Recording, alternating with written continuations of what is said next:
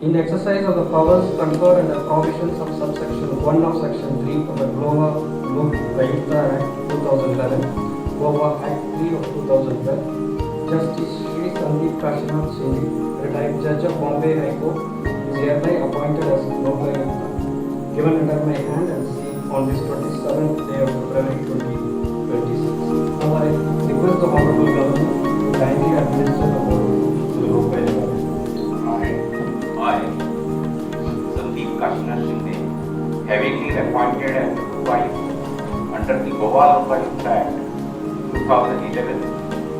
do hereby solemnly affirm that I will bear true faith and allegiance to the Constitution of India as by law established, and that I will duly and faithfully and to the best of my ability, knowledge and judgment perform the duties of my office without fear or favor, affection or envy.